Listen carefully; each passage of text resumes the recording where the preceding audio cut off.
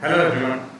Welcome to the second online session on the topic Reports and Presentations in Business Communication. In our previous online session, we had discussed what a report was, its meaning definitions, the features of an ideal report, the objectives or importance of a report, what are the different types of reports usually found in a business organization, and what are the steps involved in writing a report. In this online session, we will discuss the structure of a report, or in other words, what is the format of a report. This video session will detail what are the contents of a report. We had touched upon this topic very briefly when we were discussing writing of a report. In the writing stage, we had discussed the contents of a short format report as well as a long format report. Let us now go in detail to the format of a report. The basic format of a report can be classified into three portions. One is the front matter, second is the main body, and the third is the end, that is the back matter. Let us take up each of these topics one by one.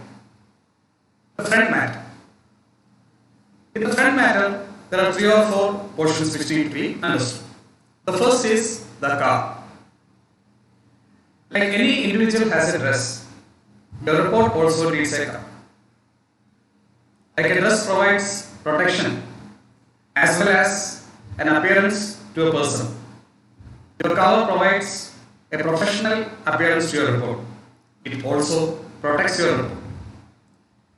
In the car portion, only extremely essential information, that is the report number. If the report is classified, whether it is a secret report, confidential report, or if it is a general report, it is mentioned. Name of the organization which has sanctioned or commissioned the report, the title of the report, the name of the report per se, who has authored the report, and the period or the date which the report pertains to. In short reports of a few pages, a hardbound cover is not considered compulsory, it is optional. Next is the title page. The title page has all the contents of the cover page. Apart from this, it also has additional reference numbers, that is, if any particular job number is allotted to the report, it is also mentioned. It also gives the name and designations of the person to whom the report is being submitted to, who is going to read the report first and then act upon it. Then comes the approvers list. If the report has been approved by, or if the report has to be approved by number of persons or any other person other than to whom it is being submitted to, these persons and their designations are mentioned. This is followed by the circulation list. In the circulation list of persons along with their designations to whom the report will be circulated after it is submitted is given. Moving on, the third portion is acknowledgements. In acknowledgements, we express our gratitude to those people who have guided us, who have helped us, assisted us in preparation of the report. A report cannot be prepared in isolation. Several people would have helped us along the way. It is in the acknowledgement part that we express our gratitude towards them. Our acknowledgement should be sincere and it should be courteous. If there are multiple persons, then we should acknowledge each and every one of them. In case some persons are sensitive about being acknowledged in public, we should take their permission. And if there are a whole lot of people to be acknowledged, we should use different phrases for acknowledging their contributions. It should not be a case where you say, and special thanks are due to, and special thanks are due to, and special thanks are due to. You can use different phrases. My thanks are due to, thanks to so and so. I cannot help expressing my sincere thanks to. You can use different phrases if there are multiple persons whose contributions are to be acknowledged. And one more point that is to be noted is, you should also mention why you are acknowledging a person's contribution. What has he contributed to? How has he helped you? The reason for your acknowledgement must also be mentioned. Next we move on to table of contents. Now your table of contents is like a navigation tool. It contains all the list of topics or the list of sections which are contained in the report. It helps the reader to understand the contents of the report at a glance. It also helps him to move to any particular topic easily and quickly without going through the entire report. How do you prepare a table of contents? Point 1. You should always follow a numbering system, a decimal numbering system for the contents in the table. The concerned page number should be indicated against each topic as well as subtopic. And when you have topics and subtopics, care should be taken to group topics and subtopics which are similar in nature. And topics and subtopics should flow in the order of their importance. Topics which are more important should come up, and topics which are less important should be placed down. The usual practice is to have 4 centimeters margin on the left side and 3 centimeters margin on the top, bottom and right side. The last portion in your front matter will be the summary. Summary is also known as synopsis or a highlight of the report. Summary, as its name signifies, is a brief, condensed, abridged version of the entire report. It helps the reader to understand the report in a nutshell. People may not have sufficient time to go through the report in one go. So a summary will help you to understand what the report is all about. More or less your summary will follow the same sequence and logic as that of the main report. It will have an introductory part or the beginning part. It will have a body part wherein the data is analyzed and findings are presented, and at the end it will have a conclusion also. Sometimes your summary is also presented as an abstract. An abstract is a condensation which captures only the main points, the purpose of the report, what are the most important results of the report, and what are the significance of the result. It is different from the summary in the sense that summary follows the exact logical sequence as the report itself, whereas an abstract deals only with the main points. Why the report was done, what are the main outcomes of the report, and what are the significance of the outcomes. Now let us move to the main body, which is the second portion in the format of a report. First point is introduction. The introduction portion helps the reader to orient himself to the report. It introduces to the report. It introduces the report to the reader. Why the report has been prepared, what are the objectives, what is the purpose behind preparation of the report. Occasionally, it may also indicate the historical and technical background which necessitated the preparation of the report. Needless to say, it will have the objectives of the report. It will also define the scope of study of the report, the boundaries and limits of the report. If you have been asked to prepare a report based on declining sales in the geographic territory of Kerala state, it clearly means that the study will be limited to the state of Kerala. It will not be beyond the state of Kerala. So this is what is meant by the scope of the study. The introduction portion also carries the methods of data collection, the sources of data, and whatever techniques you have used to analyze the data. It will also mention the limitations of the study. There could be limitations like time. There could be limitations like bias of the respondents who have participated in the study. All these limitations are also mentioned towards the end of the introductory portion. Second is analysis and description. In analysis and description, the entire data which has been collected is analyzed in relation to the problem. You collect a lot of data, it is analyzed, and it is found how the data relates to the problem or the objective of the report. Very often, statistical tools and techniques are used to analyze the data.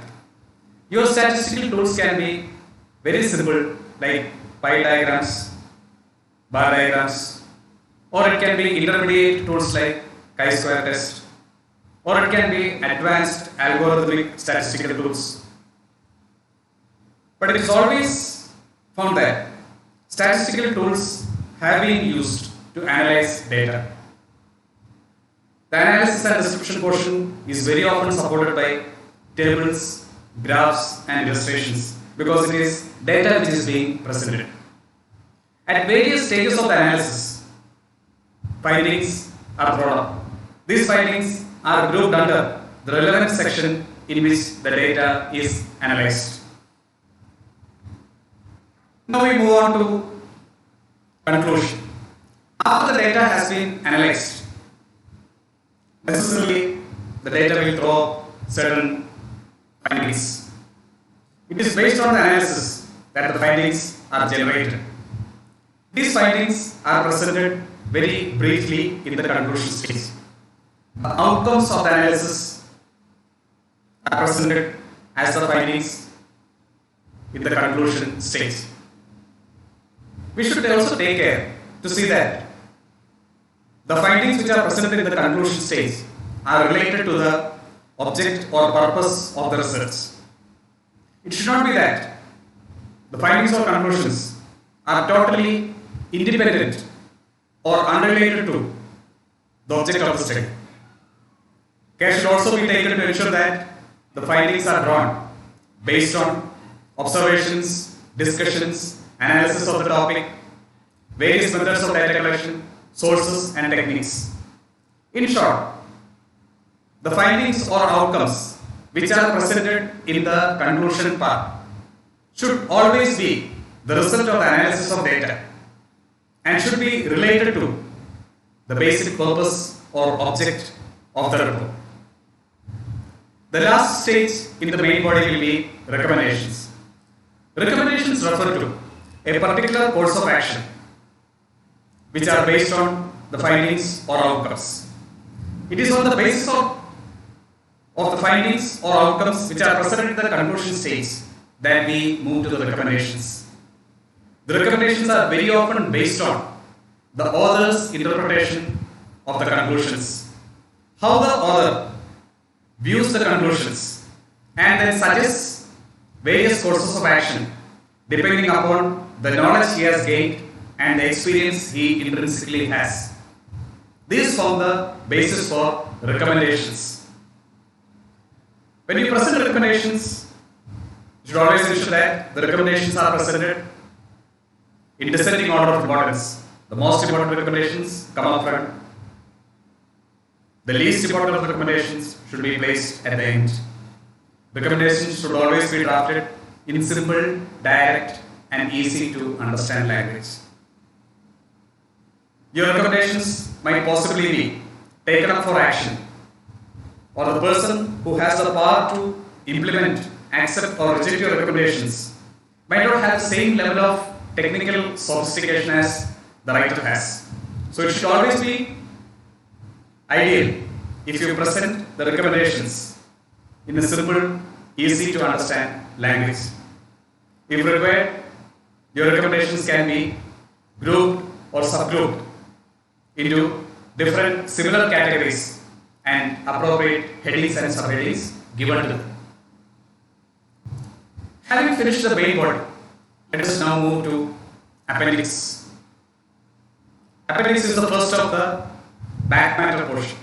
We have finished point 1, the front matter, point 2, the main body, and now we come to point 3, which is the back matter. In back matter, the first point is appendix.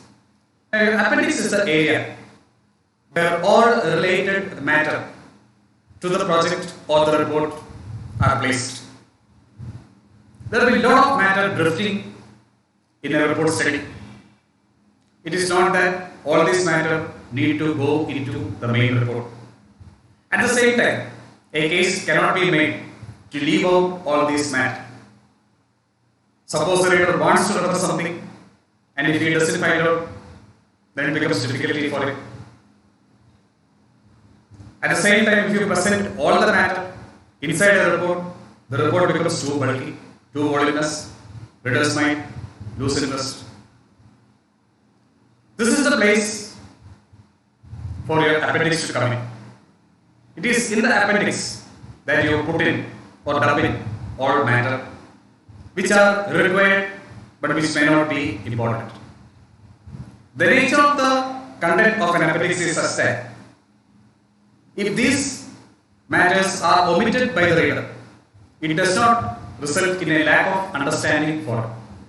At the same time, if all these matters are introduced into the report, it might affect the smooth flow of reading of the report. Typically, your appendix will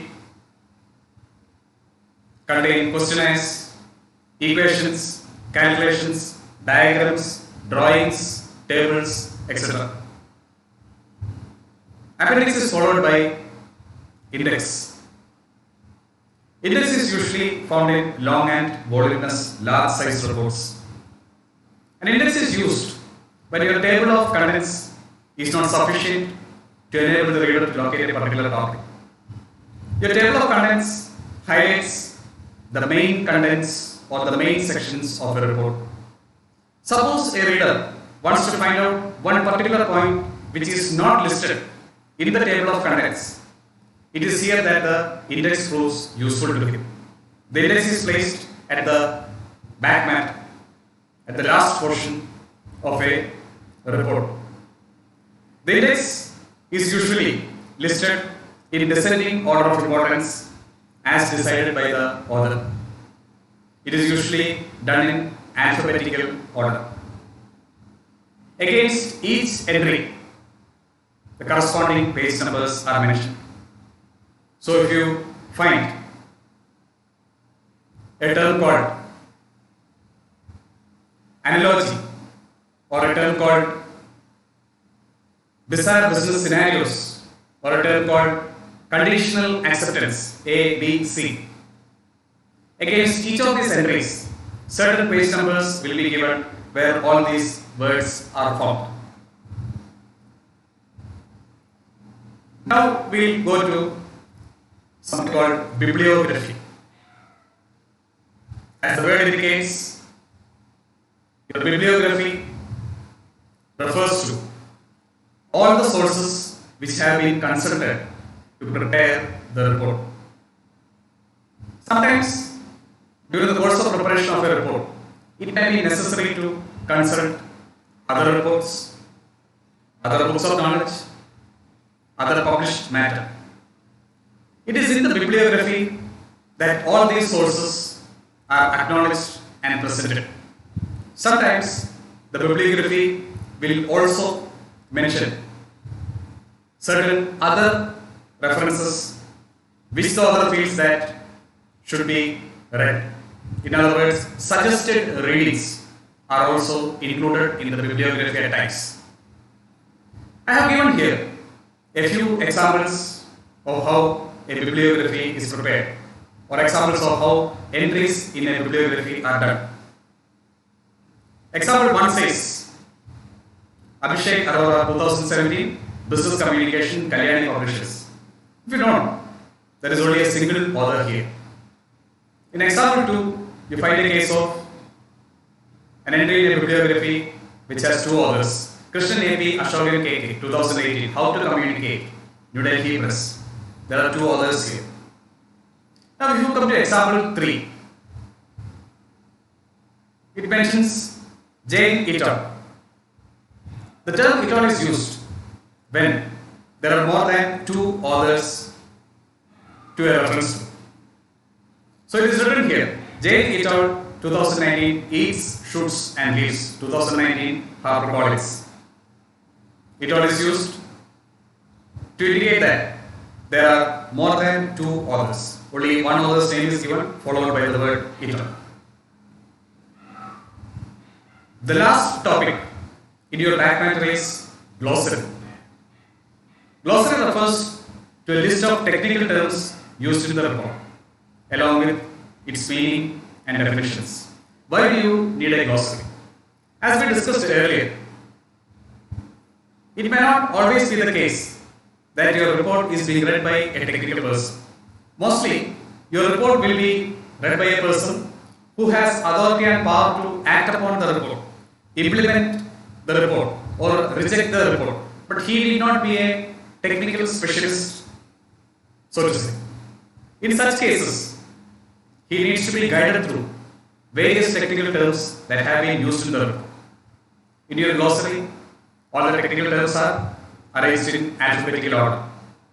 As we discussed earlier, this is a tool to assist a non-specialist in his reading and comprehension of the report. We have now understood the basic format of a report. What are the contents of a report, or how a report is structured? We went through the front matter, we moved on to the body, and we finished with the back matter. Now there are 2 or 3 other topics which have to be mentioned in this area. We will consider this as the other elements. One is the frontispiece. The frontispiece is not always found in all reports. Some reports carry a frontispiece in the form of a diagram, or in the form of a photograph, in the form of a quotation, or in the form of a personal note by the author. Why is the frontispiece given? A frontispiece is given to arouse curiosity and interest in the mind of a reader. The only point of relevance here is that the frontispiece should be related to the subject matter of the report. Moving ahead, another point which needs to be considered is your copyright notice. A copyright notice is usually taken in case of reports which are published or which are being planned to be published, because it is felt that the contents of the report will have lasting value. In such cases, a copyright gives a legal monopoly to the author or the organization which has commissioned the report, or publishing of the report as well as distribution of the report. A copyright mention is usually done on the back side of the title page of the report. Your copyright helps to prevent misuse of the contents of the report. The last point is preface. A preface is rarely found in reports, and if at all it is found, it is usually found in long reports. A preface is written by the author himself. In this sense, it is different from your preview, in which another person reviews the report. A preface is always written by the author himself. This is a sort of a personal introduction by the author about the report. He may also mention his expectations of the report, how he expects the report to benefit, how he expects the report to be made use of. With this, our online discussion on the topic reports and presentation comes to an end. We had discussed this topic across 2 videos. The first video carried what a report was, its meanings, features, objectives, types of reports, and the different stages in writing a report. The second stage detailed what is the format of a report, or what are the contents of the report, or how a report is drafted. Hope that both videos will be useful to you in your pursuit of knowledge. Thank you.